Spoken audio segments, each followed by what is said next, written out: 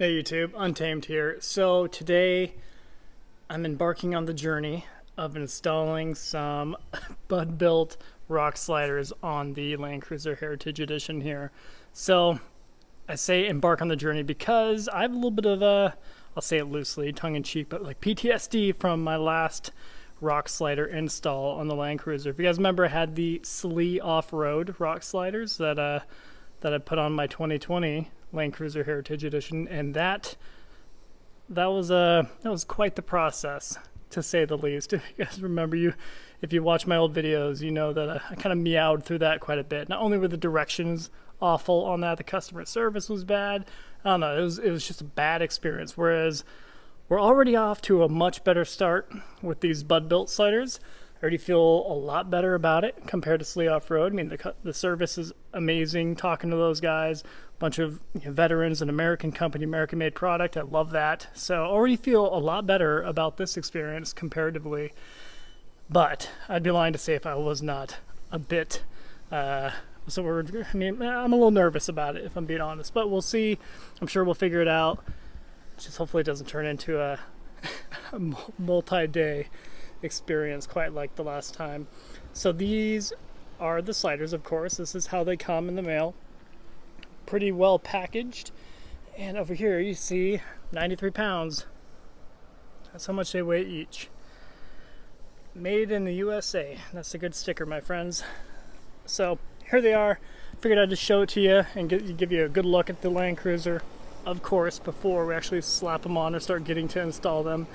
I'll kind of check back in throughout the process. I'm not going to give you a step-by-step tutorial or anything like that, but I will kind of give you guys updates as I'm doing it, any kind of obstacles that I encounter throughout the process, and I'll give you my no-kidding opinions and thoughts on the process for it. So this is the last time the Land Cruiser will look like this. And not only am I excited about how they're going to look, I think they're going to look amazing. I think they look a lot better than the Slee Off-road sliders too. If you guys remember, I even said this back when, but I didn't want to wait the 2.5 months to get the things before. So I was a little more trigger happy to get the Slee ones on sooner than later. But this one, I had ordered those a while back, and now they arrived just in time for me to actually move out here and start driving the Land Cruiser. So having them will be super helpful because not only are they pretty wide, they're wider than the Slee, they kick out further, which I think is good. I mean, it serves as a better step too, for being honest. Has the rear kick out, and they're dimple up traction plates, which you'll see here in a second. Which you'll see when I'm done with the video here. So just right back here, similar to the RSG sliders that I have on the 4Runner, it kicks out a little bit, making it much easier for my kiddos to hop in. With the Land Cruiser though, it has this little guy right here. So that definitely helps out a ton. When you don't have any side step or running board right here, you can just pull yourself up pretty easily. So you don't really need them, being the driver, of course. But alrighty, well, we're gonna go ahead and pause right here, and the next scene we'll jump to the next step. Stay tuned. Alright guys, well, I figured I would hit pause as I was tearing this open, just to show you really kind of how it comes packed. So obviously I tore the box open already, but just first impressions, I'm definitely impressed. I mean, look how much attention to detail to make sure that everything is going to be in here securely, nothing's going to scratch. All these independent little wrapped jobs, if you will, and they're pretty nicely labeled too. D1, D2, D3. Driver side is what I would assume that means. D for driver, and it gives the sequence of numbers. So pretty straightforward so far. Hopefully this continues as I go through this process of being straightforward and easy to follow. Alright, so stay tuned. Alright guys, so I figured I'd just take a real quick second and show you what it looks like right before I begin installing these Budbuilt sliders. Alright, so the first step I always do, and this is even pre-first step, if you will, because I still need to open all these up, but I figured I would lay them out and kind of show you how they're labeled. So here is the driver's side slider, of course, with each of these. So this is how they'll come. They're all labeled D1, D2, D3, D4. I think there's 6 for the driver's side here. And they're pretty well labeled, and I love that they're individually packaged where you don't actually have to break out all the parts in from one bag and kind of divvy them up appropriately. So I really like that they do that. It's pretty cool. So I figured I'd show you that and then show you underneath. So this is pre-removing, so I'm gonna have to remove, detach the juncture here, the brake lines all throughout to actually make it so we can compress the actual face of the slider here up against the frame. So I just want to give you eyes on this before we just start removing every bit here. There's a gentleman on YouTube. He does a much better job, and I'm not even going to pretend to try to compete with him really, but I want to at least show you kind of what it looks like on a newer 200 series, whereas the one he was installing on, I think it was his personal rig, and it was a little bit of an older platform. So for example, like his has two junctures, one, then another one just 1.5 feet away from it. So like minimal changes really, because they're both technically 200 series, but one's kind of an earlier model, and now this one of course is the 2021. So I want to show you that. My first step, perhaps, is not even really needed, but I like to clean. So I'll take a microfiber cloth and I'll clean the entire surface here of the frame with just some spray, of course. So nothing too crazy. I'll show you the other side, and then we'll jump to the next step, okay? So I did the same thing over here. Just laid it out, and instead of D1, D2, it's P1 for passenger side. So again, pretty straightforward. All right, stay tuned. All right, team, well, here is the finished product. So altogether, it took me probably, I think, anywhere between 4.5 to 5 hours to do it all. And it was primarily me doing it by myself, with the exception of my wife helping me lift them up to get that first mount on. The directions advise that you use a floor jack, and I did that. A floor jack to actually, take the thing over there, put a board on the floor jack, center it on the actual rock slider here, center it underneath, and kind of use that as your pivoting point, if you will. I did that, and I don't know, I was riding the struggle bus with it on the first side, the driver's side that I did it on.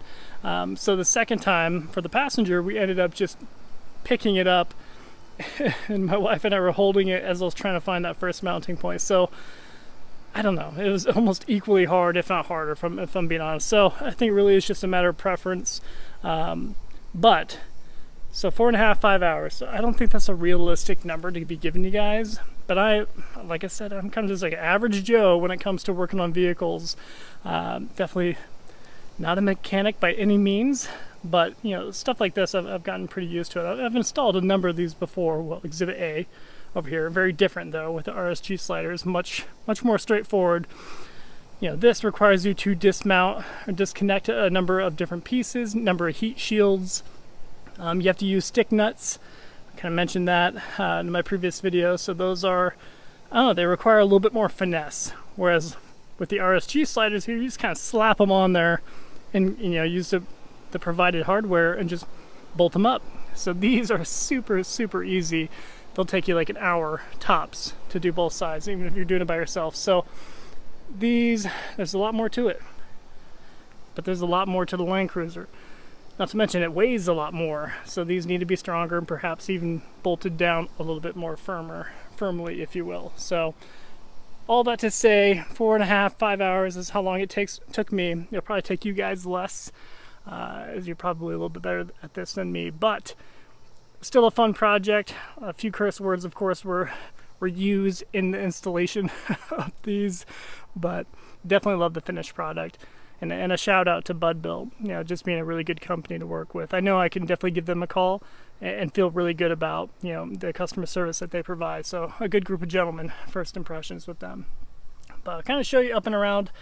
Right before taking this particular video, I crawled up underneath it. I started showing you guys, and perhaps I could do it in a subsequent further video, but I got about 8 minutes into this video right before taking this one. I was like, oh my gosh, it's almost too much, and perhaps it'd be better and easier if I actually had it up on jacks, or up on at least the ride-up ramps, to kind of give you guys a better, clearer shot of everything. So I tried showing you like what heat shields you need to remove. I can do that if you guys really want me to, but like I said, there is a gentleman out there who did a much better job at doing this video, at installation. He has a head mounted GoPro, and it's like an hour and 15-minute long video where he goes through the entire process. So again, where he speeds up the clip, where he's like drilling and undrilling all that stuff. But anyways, I think I mentioned it at the beginning that these were going to be the dimple up, but these are the dimple down, which I don't know why I thought that. I think it's just because those RSG sliders I have are dimple up. But these, like I said, because they are angled sliders, to give you a little bit better ground clearance as you're going over obstacles, you know, you don't really need dimple up as a traction. You know, the traction cuts, if you will. You only need that if you're actually going to use it as a step.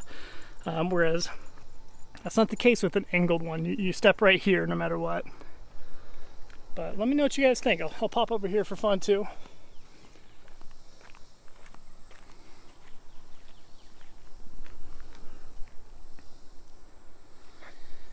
I think they look great. I think they look a lot better than the Slee Off-road sliders.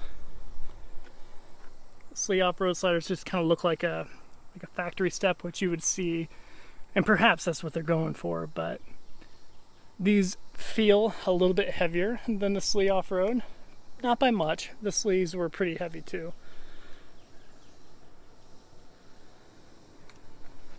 Sorry, you're getting the reflection onto the paint. It looks weird.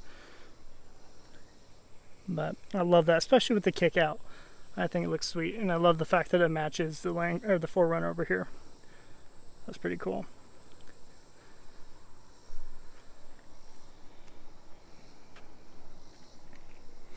So I'll climb up underneath it too really quick. I'm not gonna, like I just said, I'm not gonna dissect it in this video, but I'll at least give you eyes on what it looked like.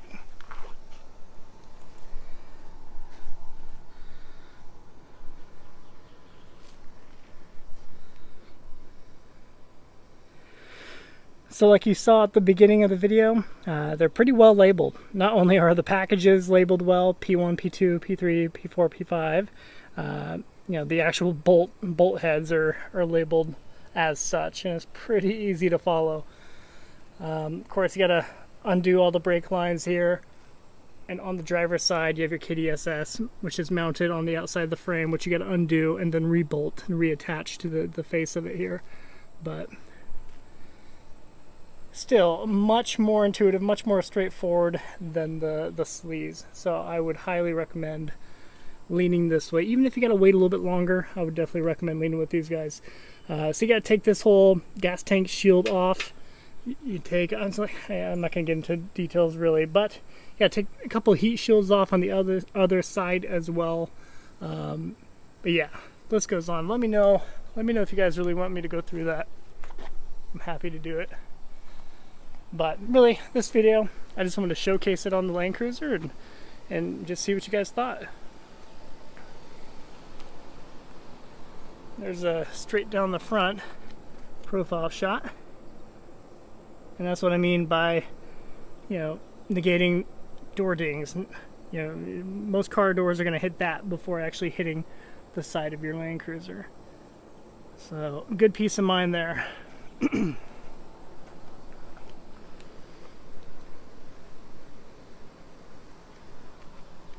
Alrighty. We'll wrap up the video there, guys. Let me know what you think. Appreciate you watching as always. Until next time.